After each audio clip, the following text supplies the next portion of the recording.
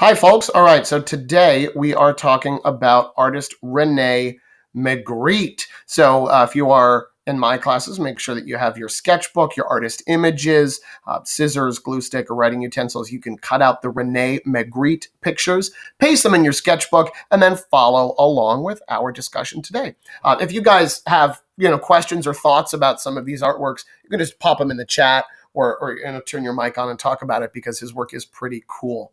So we'll start with a little bit of background information while you are cutting and pasting those pictures into your sketchbook. Rene Magritte is a surrealism artist. Surrealism is artwork that is often inspired by dreams, and it is painted in a realistic manner, even though the subject matter is bizarre. So it's realistic looking images, even though the subject itself is kind of weird. Almost like how when you dream, sometimes the things that happen in your dreams are weird, even though it seems kind of realistic. So that's what is going on in the surrealism artwork. He was born November 21st, 1898 in Belgium. So I don't know if anyone is a November 21st birthday, if you're a birthday buddy with Rene Magritte. He's well known for creating a number of witty and thought-provoking images, often depicting ordinary objects in an unusual context and challenging our perceptions of reality, of what is real and what isn't. And we'll talk about that in a bit.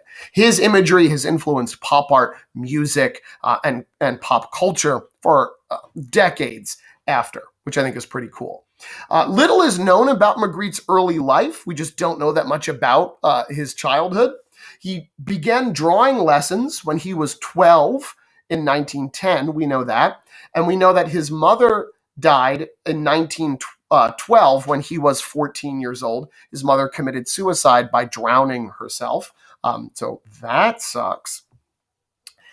But we don't know much else about his early childhood. We do know that in 1920 and 1921, Magritte served in the Belgian infantry. So he was in their military for 2 years. And he did work in artistic endeavors before he became well known as a fine artist. From 1922 to 1923, Magritte worked as a draftsman in a wallpaper factory, designing patterns for wallpaper. So exciting. And he also, in 1926, designed posters and advertisements. So he did some, graphic design and advertising work, and then became well known as a famous painter. Magritte married a woman named Georgette Berger. And the pronunciation I'm terrible with, so I apologize. They got married in 1922, but their marriage was troubled when Magritte met a young performance artist named Sheila Leger. Again, I don't know how to pronounce that the right way, so I apologize, Sheila. And the two of them had an affair, and Magritte and his wife did not reconcile until 1940. So that they spent years, with their troubled marriage because of the affair. Yikes. Magritte died on August 15th, 1967 of pancreatic cancer. So that kind of sums up his life very quickly. And that now we get to dive into his weird and bizarre artwork. So let me know what you think of his art as I show it to you here. All right. Right.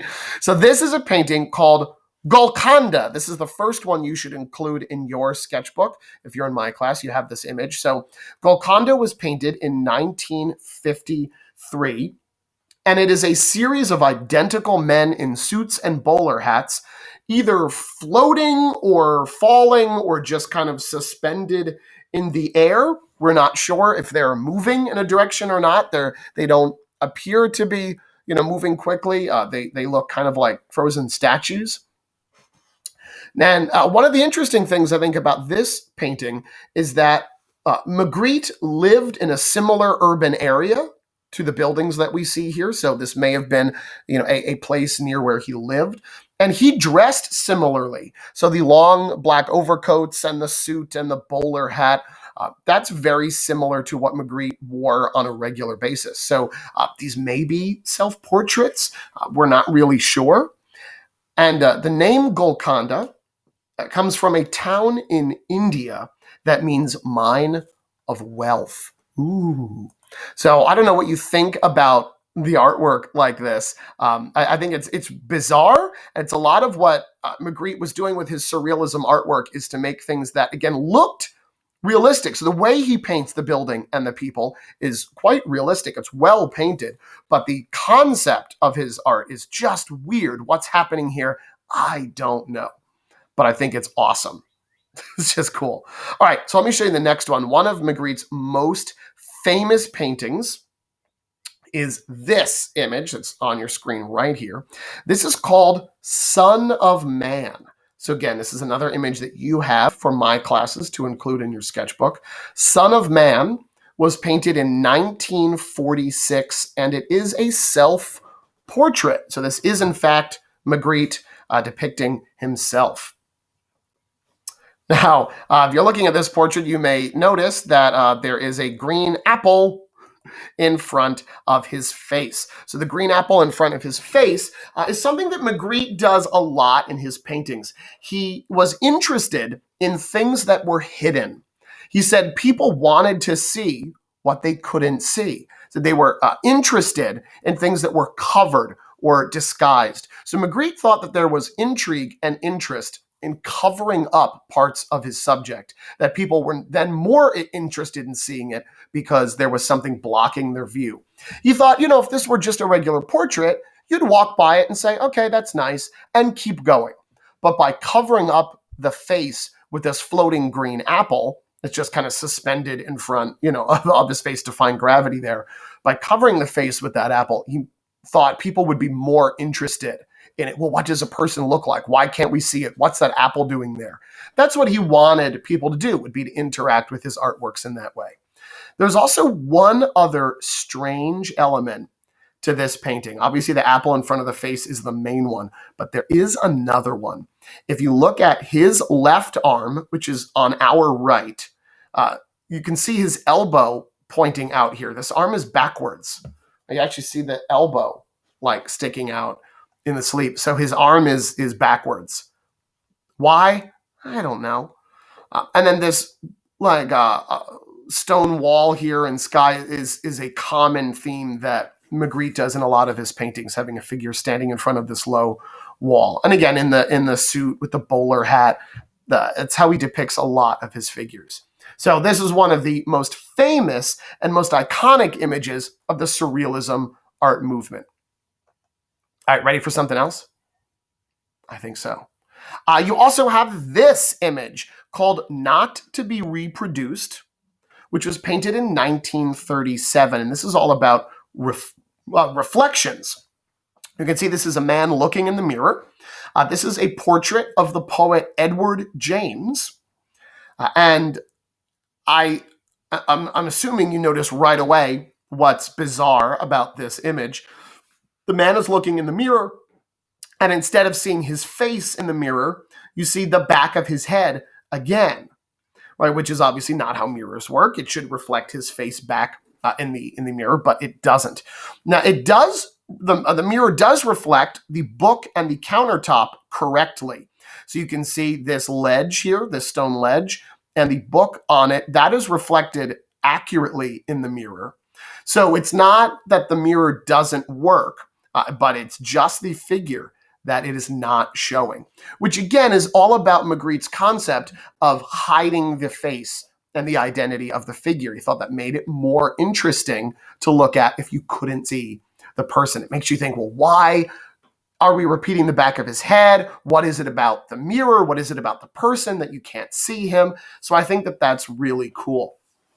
And, the idea of not being reproduced, of not showing your face again, where the title comes from, that, reproduced here meaning copying or multiplying. So you've got this image again of the person. It's just a bizarre piece, but hopefully you like. I think it's really cool. I don't know what you think about it. I just think it's weird to look at and kind of awesome. Okay, this is one you don't have in your packets. This is called The Lovers, painted in 1928. It's all about identity. So Here, again, Magritte is covering up the faces and hiding the faces of his figures. It's a very common theme throughout Magritte's artwork. So here you have two people kissing. Aw, how sweet, except that their faces are both covered in this white or light gray cloth. There's some kind of fabric wrapped around their heads before they're kissing. I feel like even though it was painted in 1928, this is probably the safest way to kiss someone during COVID. You're gonna have a COVID makeout sesh, do it Magritte style. Just wrap your face in cloth so that you don't spread the germs. So although it's not about that because it was painted in the 1920s, it certainly is relevant now, and it masks their identity. Right? The idea, again, Magritte says, should make us more intrigued about what's going on because the figures have this cloth wrapped over their heads. And I have another one that you don't have, but I think this is hilarious, so I can't not show it to you. It's called The Art of Living by Rene Magritte, painted in 1967, shortly before his death. So again, he dies of pancreatic cancer, and right before he dies, he does this painting. And it includes elements both real and surreal, which is what I really like about his work. So obviously, the giant peachy orange circle face is surreal. That's bizarre. But everything else about it is painted in such a realistic manner. The natural mountains in the distance and that stone wall that's detailed behind the figure, and even the way the suit and tie are painted, very realistic. And then this giant floating circle head. Some people have likened it to a planet or a sun or a balloon. We don't really know what it's supposed to represent, and we don't know who the person is in the painting, but I think it is really cool. Again, it's that same kind of body that we see in a lot of Magritte's paintings. The figure's often depicted the same way, so we don't know who it is. Is it a self-portrait? Could it be anybody? Is it nobody in particular? We don't really know, but I just think it's fun. I couldn't not show you this because it's just hilarious. And then the final image for Rene Magritte is his most famous and definitely most controversial. So you may love this painting or you may roll your eyes and groan at it. I'm not sure, but we'll find out in a moment. So this painting is called The Treachery of Images. What a great title for a painting. The Treachery of Images, painted in 1929. And it is all about how you shouldn't believe everything you see. Now, this is a painting of a pipe, clearly, right? It's quite detailed, rendered beautifully with this lovely shading and these bright highlights on it. It almost looks like it's digital, right? It's not. It's painted by hand. It's an oil painting, but it does almost have that graphic quality that you might see, in something CGI. And then it has a phrase painted in French on the canvas right below the image. Again, my French is bad, so I apologize for potentially butchering this, but it says, ceci n'est pas une pipe. Une pipe. And does anyone speak French? Does anyone know what that means? I don't know. If anyone takes French, do you know what that translates to? I'm going to move the text for a second. Ceci n'est pas une pipe. Ceci n'est pas une pipe. So again, I might be butchering those words, so I apologize. But that means this is not a pipe. So ceci n'est pas une pipe translates to this is not a pipe.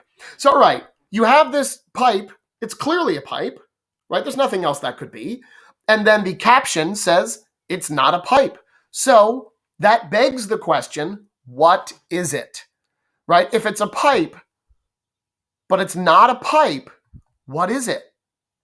Anyone have a guess as to what he could mean by this? If he says this is not a pipe on what's very clearly a pipe, what is it? It's really meta. So if you're the kind of person who enjoys, a brainy, thought-provoking things, you might like this. If not, you might absolutely hate it. So his idea here is that It's not a pipe, it's a painting.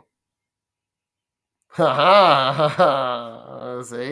It's not a pipe. You can't pick it up. You can't use it.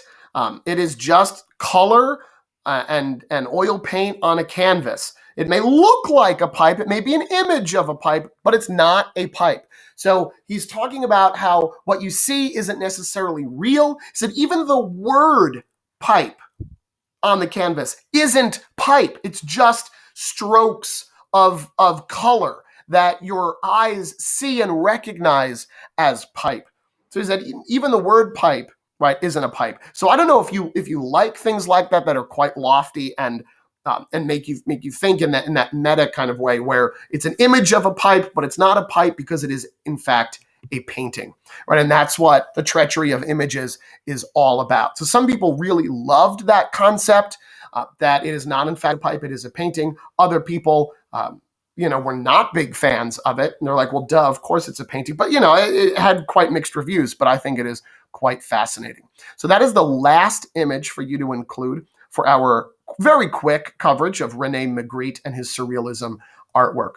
And then for my students, I have a journal entry for you to write about. So when you finish your artist gallery page for Rene Magritte, like always, take a photo of it, add it to the artist gallery assignment on the Google Classroom, and let me know what you think about this topic. So Magritte says that hiding a figure's face adds intrigue and interest.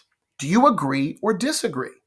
So there are two examples here, the Lovers and Son of Man, where Magritte hides the figures' faces. He does that in many of his artworks. And he says it's to add intrigue and interest. Do you agree that it does that or not? And let me know what you think. And if you enjoy Magritte, again, Google him. He has so many amazing artworks out there. We only touched the surface of what Magritte does with his work. Trying to click this button, but it's not happening. So yeah, let me know what you think. Right, and that will do it for us today. If you have questions at all about Rene Magritte or the artist gallery assignments or anything, for makeup work or the landscape photo from yesterday, just let me know. And I'll be very happy to help you out with anything that I possibly can. Right, so if you didn't turn in that landscape photo yesterday, also make sure that you do that. But I think Rene Magritte is cool. Hopefully you enjoy him. And that's the end for us. So if you have any questions for me or anything about makeup work or any missing assignments or the landscape photo or any of the artist gallery pages, stick around and I'll be very happy to go over it with you. If not, you guys are free to go and have a wonderful weekend. And we'll see you next week. Have a good weekend. Thanks, you too.